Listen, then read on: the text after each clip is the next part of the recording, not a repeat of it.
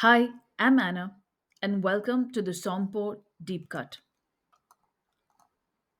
When I first started studying wine seriously, I kept hearing a phrase that sounded almost magical. Merlot adds mid palate weight. This Chardonnay really fills the mid palate. That Lee's work, look how it carries the center. Everyone used the words, no one really explained them. And for a long time, I nodded along as though the meaning was obvious, but it wasn't. Not really. Not in a way I could taste or describe or write about in an exam where the term doesn't even exist in the SAT. So today I want to talk about what mid palate weight actually is, where it comes from, how to taste it, and why the diploma examiner cares far more about it than the SAT grid suggests. Because once you understand the mid palate, you understand how a wine holds itself together. Think of wine as a conversation. Some wines speak beautifully at the beginning, a bright splash of fruit, a lift of citrus, a rush of spice, and then, before you reach the finish, their voice fades. The energy drops. Something is missing in the middle. You wait for it to carry you through, but the center is hollow. Other wines don't do that. They stay with you. There is substance in the middle, a presence that links the front of the palate to the finish with an easy confidence. Nothing drops away, nothing collapses. The wine feels continuous, almost seamless, as though the entire arc of flavor were one coherent thought. That is mid palate weight. It's not body, it's not richness, it's continuity. And once you know what it feels like, you can never untaste it. If you want to train this, here's a simple exercise. The next time you sip a wine, don't rush to the finish. Pause in the center, right on that quiet stretch between the initial attack and the closing line. Ask yourself, does the wine suddenly feel thinner, or does it stay present and textured all the way through? That pause, that moment in the center, teaches you more about quality than most people realize.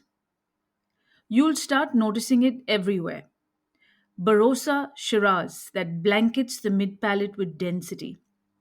Hunter Shiraz that feels more linear, more direct. Old wine Chenin that seems to glow at the core. Young high yield Chenin that feels a little weak in the middle.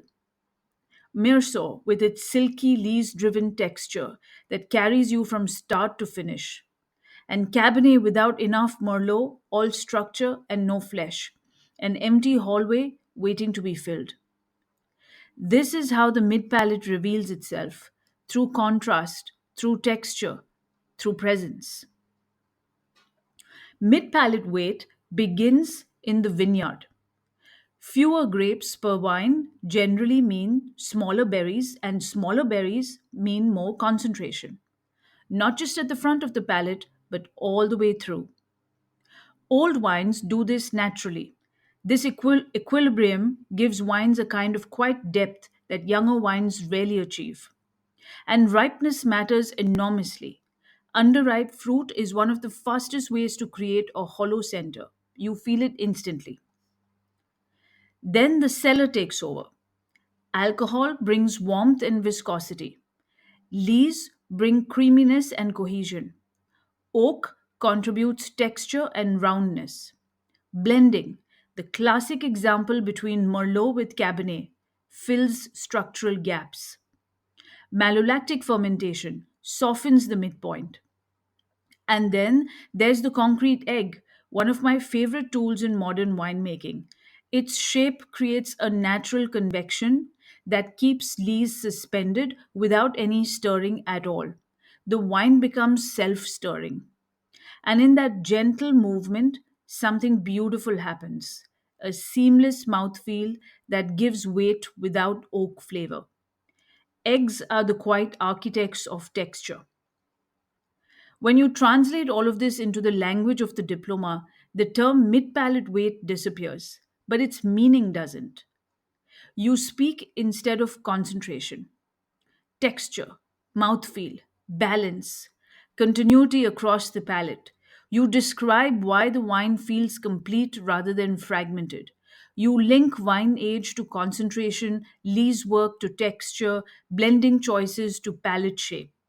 And suddenly, the examiner sees that you're not just tasting wine, you're understanding it. Why does this matter? Because the true measure of a great wine isn't in its opening or its finish. It's what happens in the middle, in that stretch where nothing can hide, where structure and texture must work together, where the wine either holds your attention or falls apart. The mid palate is where a wine reveals its honesty. So the next time someone swirls a glass and says, "Ah, the mid palate," smile a little. You know what that means now. You can feel it, you can taste it, you can describe it.